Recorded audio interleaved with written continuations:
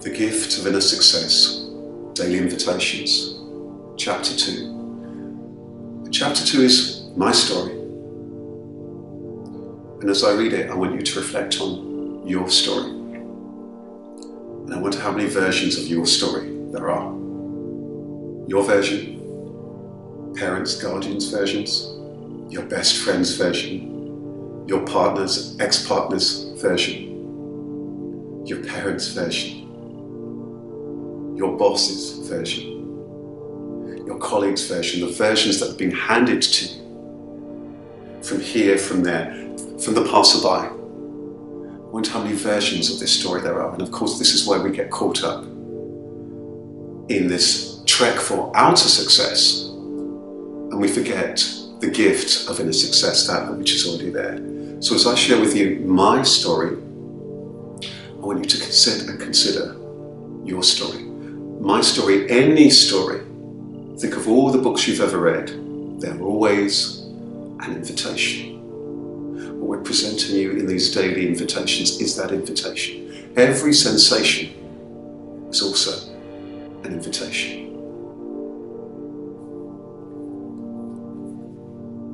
My story, Chapter 2.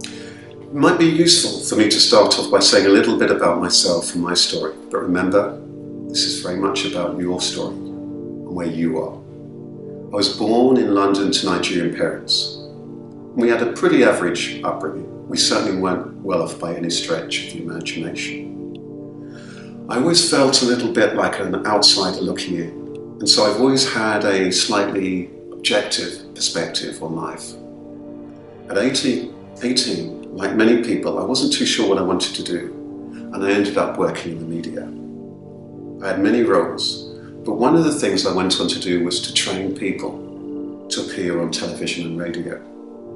And I remember very early on in my career being asked to do a far more senior job, but I wasn't sure I had the confidence to do it. But then I realized something, and this realization was, and there was a voice in my head, my own voice saying, Rasheed, you have people skills. If you have people skills, you can do anything. And these people skills, I realized, were linked to this ability to connect to people, to understand them, to make them feel comfortable, and to help them to feel at ease with themselves. And then to help other people transform their lives for the better and to perform better.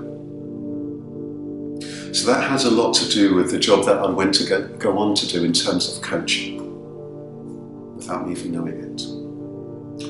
After the first 10 years in the job, I was made redundant, and I used my redundancy as an opportunity to pursue my real dream at the time, singing and performing. Using my media background, I helped many singers perform and promote themselves. And then I found something really interesting. Many of them struggled with things like life balance, confidence, money, relationships, the kind of things that so many of us struggle with. But for these performers, it was often amplified because they were in a career that was perceived to be very or deeply uncertain. This really struck me. And along with a friend of mine who was an actor, a singer, who had undergone a lot of training himself, we were both mindful that singers should be connected to themselves, mind, body and spirit. Very often these creative people that weren't. Instead they were very disconnected, mind, body and spirit. Together we formed the mind, body and spirit of singing, and we helped singers to develop holistically. At this point, my friend handed me a leaflet on life coaching. At the time, I knew nothing about life coaching. I knew about sports coaching, I'd heard of it, but I'd never heard of life coaching. And so when I heard about this, it chimed with me. I realized there was a way in which this might help others, because as you might recall from my story, that I'd been involved in training people to appear on television and radio and to feel more comfortable in front of a camera, helping them to see the magic that it is that they already possess. So when my best friend handed me this leaflet on coaching, it chimed with me. And so we together formed the mind, body and spirit. And we helped these singers to develop holistically.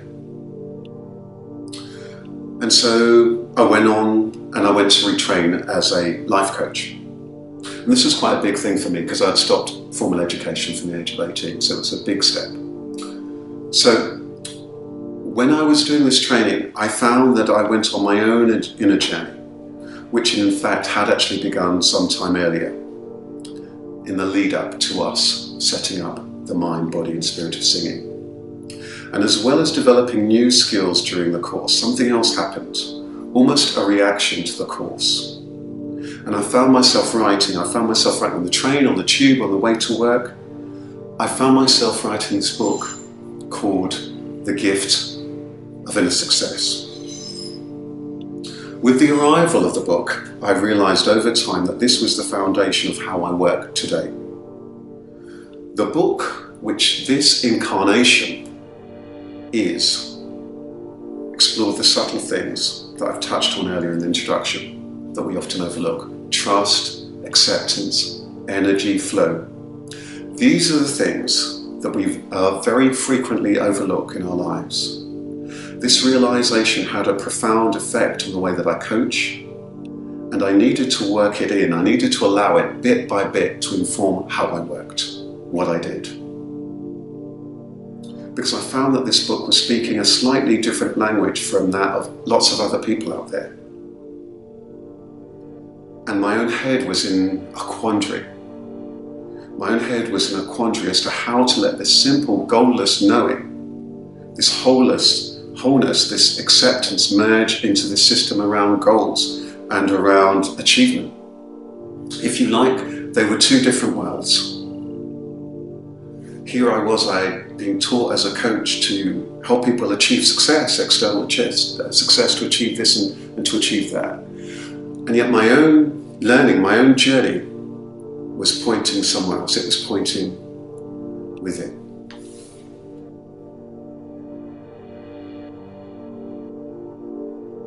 But it was this knowing, this wholeness, this acceptance, this merging with the systems of goals and achievement, was this inner heart that was this journey that I was on.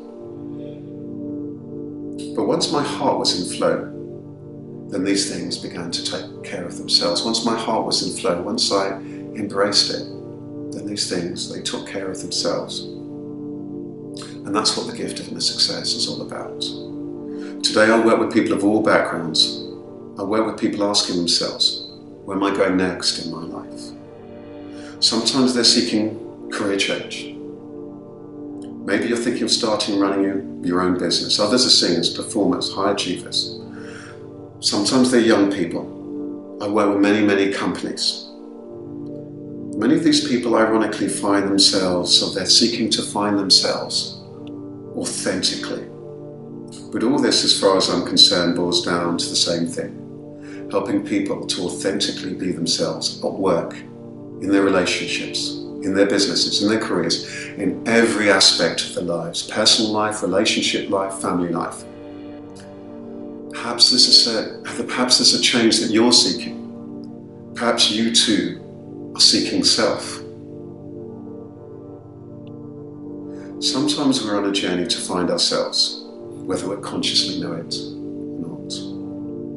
That's enough about my story. What we're going to do now is to look at where you are at,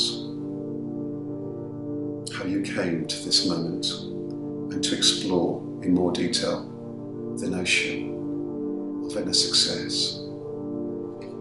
So what this chapter is about is your story to date.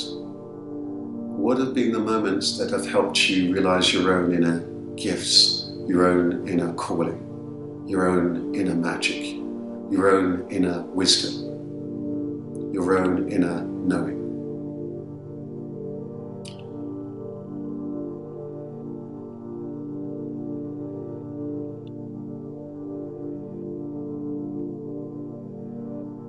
To invite you to be still, to be silent. You might notice that there's a tension to focus on all those other intentions, those other things to do. But sometimes when we break this thread of time, I've got to be here on time, I've got to do this within this time, we just sit and we just pause, we get a breakthrough. Our lives move from being a list to an experience. moves from being a pursuit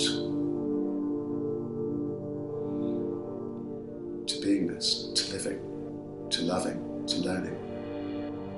So I invite you to be still, to take a few moments to really gently, and the key word here is to gently reflect on your story to date.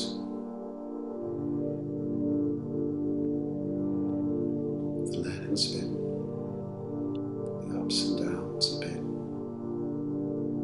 the challenges have been, but your own perspective on it is. You might even want to gently look at it from the perspectives of those others around you. What we're going to be doing in future invitations is to look beyond your story, beyond, between, behind your story, in order that we can discover